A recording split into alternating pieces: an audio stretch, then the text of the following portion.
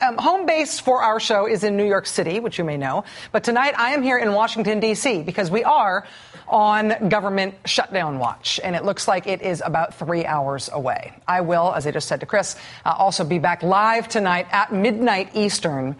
Midnight Eastern is when the shutdown is expected to go into effect, barring any last-minute developments. President Obama today called the threatened shutdown the height of irresponsibility, saying, quote, "It does not need to happen." We're going to be talking with the White House communications director in just a couple of minutes.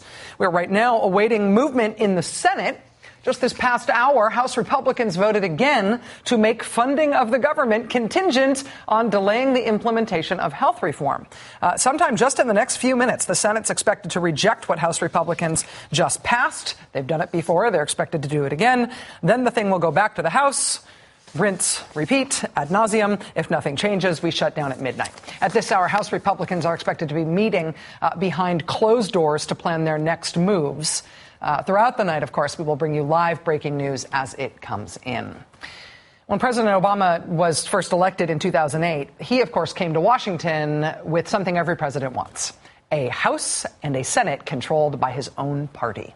And in the 2 years where the Democrats had the White House, the House, and the Senate, we got Wall Street reform, student loan reform, credit card reform, health care reform, obviously, the Fair Pay Act, expanding of the GI Bill. They reauthorized the Children's Health Insurance Program. They expanded national service programs. They fixed the sentencing disparity for crack versus powdered cocaine.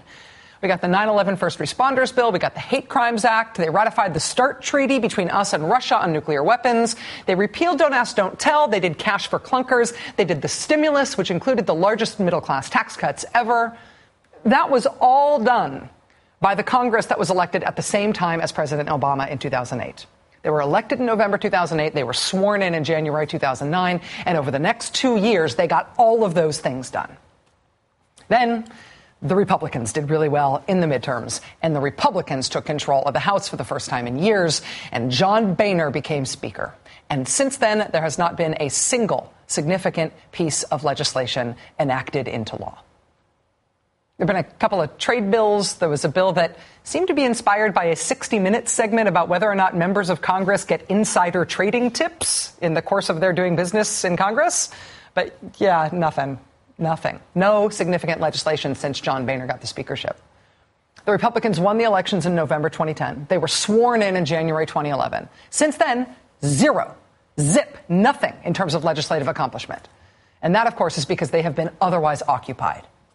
After getting sworn in January, by April, they threatened to shut down the government.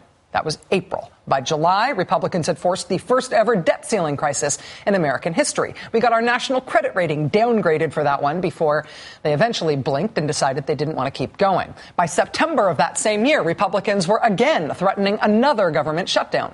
By April of the following year, more threats from Republicans of another government shutdown. By December, by this past December, Happy New Year, Republicans were pushing us over the fiscal cliff. By January, this past January, congressional Republicans were talking about forcing another debt ceiling crisis before again backing down. And now, happy September 30th. We are due for that often threatened Republican shutdown before tonight is through. This is not an accident that just keeps happening over and over again. Republicans control one half of one branch of government, and they have never had any plan to use that control to pass anything into law. If they had had that kind of plan, they might have passed something into law. But they haven't even seriously tried. We are deep into year 3 of them running the House now, and we've got zip from them in terms of law or policy. And we're at 7 and counting when it comes to can't keep the lights on failures of basic governance. And that is just as they planned it. In September 2010, just a few weeks before the midterm elections where the House Republicans won their majority and won back control of the House, a Republican congressman from Georgia, Lynn Westmoreland, he spoke to a conservative audience at a Christian Coalition event, the Faith and Freedom Conference. And he exhorted that conservative crowd that the Republicans were going to need their support when they moved to shut down the government. Again, this is ahead of the election. They were already planning on shutting down the government even before they got elected that November. Congressman Westmoreland said Republicans were going to do it again this time, just like they did the last time they took power in the House after the 1994 elections. Now, the audio here is a little sketchy, but lucky we had a transcript. So check this out. He can tell you what happened. The government shut down. And the American people, that's why I want to hear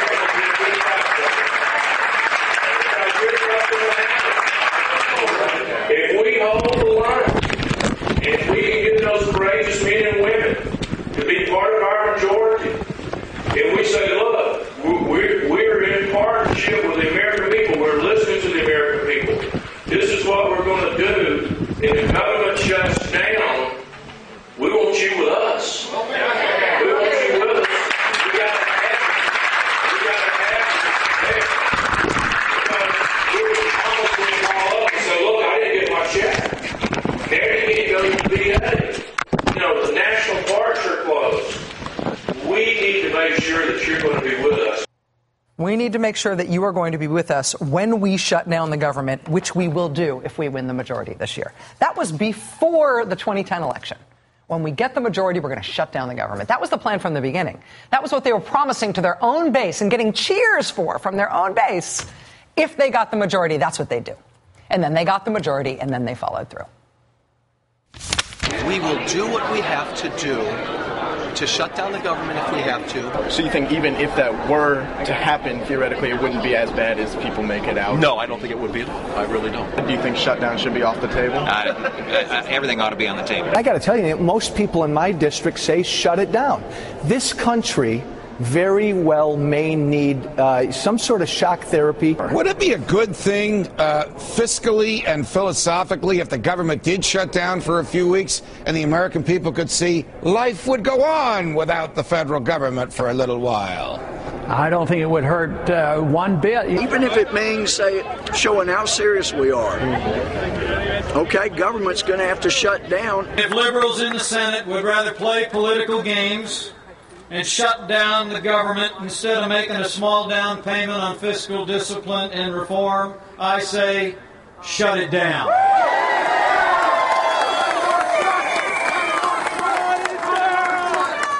Shut it down. Cut it or shut it. Cut it or shut it.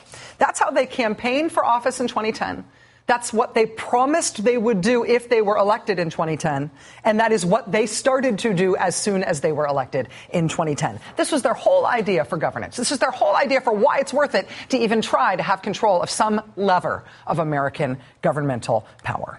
And so within a matter of weeks after they were sworn in January 2011, Republicans were giving John Boehner a standing ovation in their caucus meeting when he said, yeah, we are preparing for a shutdown. That was the first time. Hooray, a shutdown, because this is what they would promised. They weren't promising any specific result. They were just promising to use this tactic. And I think this is crucial. The tactic itself is the point. The shutdown may or may not accomplish anything. It's the shutdown itself that is the point. It demonstrates a willingness to go to extremes, which is fun and ideologically desirable. And it shows a decisive lack of respect for what government is. It is a tactical insult to the whole idea of governance. So it's just perfect for the American right, no matter what it accomplishes, even if it accomplishes nothing. The shutdown itself is the point. And so when it started to become clear that Republicans were taking over the House, look back, this was back from 2010. Ahead of the 2010 election, pundits on the right knew what they were going to get excited for. I'm almost giddy thinking about a government shutdown next year. I cannot wait. Why shut it down? Because we'll be able to. Because Republicans are about to win enough control in Washington to be able to do it. They knew that ahead of the election. And then they got elected. And now we've got, this week, House Republicans coming out of their closed-door meeting on Saturday when they decided to vote for a shutdown. And they did not see this as a somber thing, a sober thing that they were taking on reluctantly, a bad thing that they were reluctant to do. When they came out of that conference meeting, having just decided to shut down the government, they were psyched. This is exactly what we hoped for. So we're all getting behind leadership. We think we're going to get every vote. We're excited. We're united.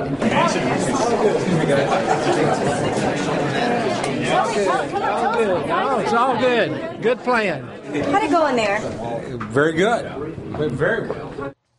Very well. That's great. We're shutting down the government. What could be better? They see this as great news.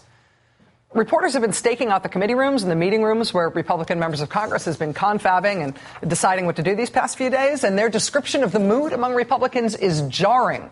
House Republicans were ecstatic Saturday when Mr. Boehner and his leadership team presented their plan. Quote, the mood in the Capitol on Saturday, at least among Republicans, was downright giddy. When Republican leaders presented their plan in a closed-door meeting on Saturday, cheers and chants of vote, vote, vote went up. As members left the meeting, many wore beaming grins. Representative John Culberson of Texas told reporters that as he and his colleagues were clamoring for a vote, he shouted out his own encouragement.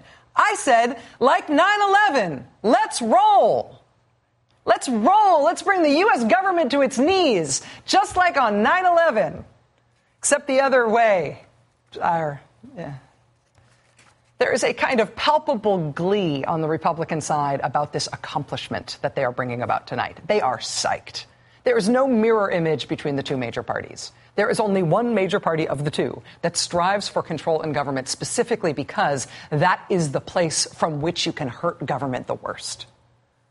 There is nothing about the last few weeks of political back and forth that explains why this is happening. There's nothing about health reform specifically that explains why this is happening.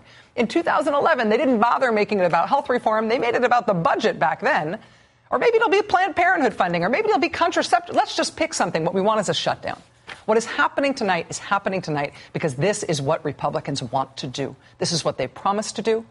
This tactic, let's roll, this tactic is an end in and of itself. And that is why there is no talking them out of it. Elect Republicans and they will burn the place down. And they will laugh while they do it and have a great time. And then what? Joining us now is Senator Charles Schumer of New York, Vice Chair of the Democratic Conference. Senator Schumer, thank you for being with us. Good evening. What do you know about the latest matters of procedure this evening? We know that the House has been meeting privately to decide how to respond to the Senate's latest action. Yeah, look, I think that as you say, there's just a faction in the House that wants to shut the government down, that doesn't mind taking hostages, whether it be a federal worker who needs a paycheck, a highway construction worker who gets a federal grant, a veteran waiting to adjust a disability claim. They don't really care. But let me say this, the public does. The closer we get to this moment, the more and more people see what the Republicans are doing and the less popular they are. And that's why today we've had many Republicans, including some conservative ones, say we shouldn't shut the government down. The real weak kink in this, the real weak link is Speaker Boehner.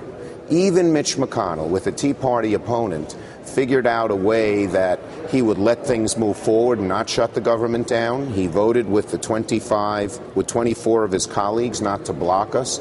But Boehner doesn't seem to have that strength. And a small group of real fanatics who sort of feel that they have to sacrifice innocent people to the right-wing gods so they can show how tough and resolute they are, controls Boehner, and unfortunately controls many in the House Republican caucus who really know better. They know it's a disaster for their party. They know it's a disaster for the country. They know they're hurting innocent people, but they don't care. There is such anger, there is such hatred that they just act on those emotions, and sooner or later that catches up to you. I would hope that they come to their senses tonight. You know, they always thought we'd cave. But we are united from one end of this Democratic caucus to the other. The White House is strong. Tonight the president said we're not doing this on debt ceiling either. And we haven't caved. And now the leadership of the Republican House is stuck between these fanatical right-wingers and what they know is wrong not only for the country but actually for the future of their party.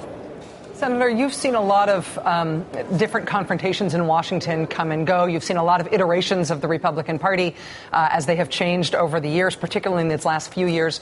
What do you think specifically about Republican senators? So Republicans in your chamber advising the House on what they ought to be doing, advising House members to defy their leadership, to defy Speaker Boehner, and do instead what the Senate wants. We've never seen anything like it. But the bottom line is that Senator Cruz and his small band did not get a majority of support in the Republican Senate. And there were some courageous profiles and courage of people like Lindsey Graham, Lamar Alexander, who had Tea Party opponents, but who knew they shouldn't go along. These are more mainstream conservatives. But this small band Given the fact that they have talk radio, they have a whole blogging network. Jim DeMint does far more damage outside the chamber than in with the Heritage Action Foundation. They frighten these Republicans and they say, you don't go along with us. Even though you know it's wrong, you know it's irrational, you know it's bad, we're going to give you a primary. And too many of the Republicans in the House shrug their shoulders and say, okay. I think the jubilation you saw there is not universal in the Republican caucus. There are large numbers in the Republican House caucus who know this is wrong. Very few have the courage of Pete King to stand up and say so. But privately, they admit it. And I think that, God forbid we'll shut down the government. There's going to be such a reaction against them that they're going to have to back off, hopefully after a few days. Senator Chuck Schumer of New York, thank you for your time tonight. I know you're in the middle of votes, sir, so I'll let you go. Thank you very much. Thank you. Good to talk. Senate voting right now. And again, what's expected is that between now and midnight, you see the shutdown clock in the corner of your screen there. Between now and midnight, a decision is going to have to be made one way or the other. Fix this, or if it is not fixed, then the shutdown happens automatically starting at 12:01. We are winding down toward the first government shutdown in 17 years. 800,000 jobs and some of the pillars of the American economy are on the line. Stay with us. The White House Communications Director joins us next.